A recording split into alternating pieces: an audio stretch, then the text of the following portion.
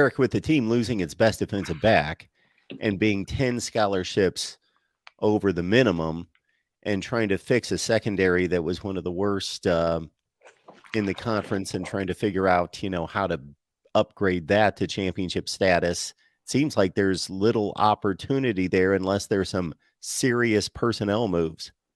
Yeah, and they've added 2 players to the portal that I think will help.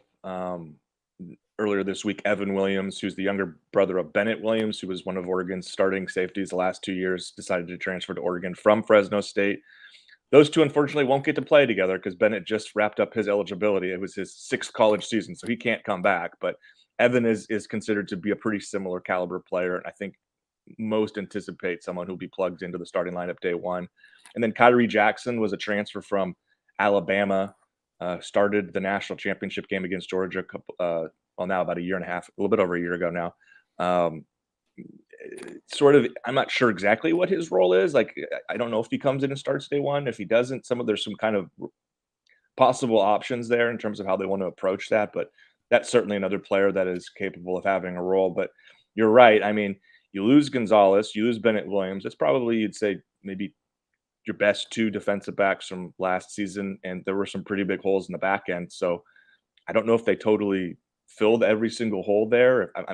I'm very curious to see what happens. I mentioned a moment ago when we were talking about NFL draft of there's some players that just, what do they want to do? They've been in college a long time, and 3 of those key players are at safety, where you've got Jamal Hill, Steve Stevens, and Brian Addison, who played basically all of your deep safety snaps all season. Those are your guys that were playing on the back end all year.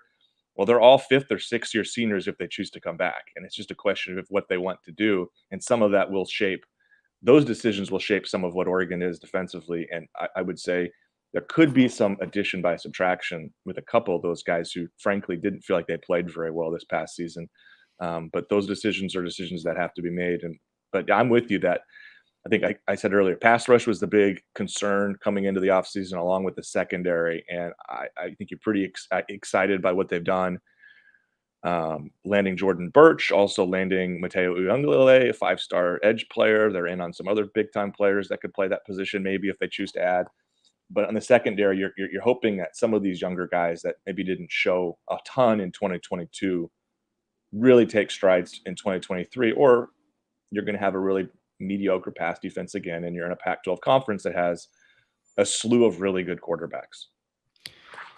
Yeah, I catch some Fresno State football, so I've seen Evan Williams play without really knowing it or recognizing or really honing in on what he brings to the table. But just to look at the stat sheet, he does look very much like his brother, just in regards to, without watching him play, racking up 90 tackles 2 seasons ago from the safety position. So 226 total in a very productive career. So he will fit in nicely. Had 3 interceptions 2 seasons ago as well.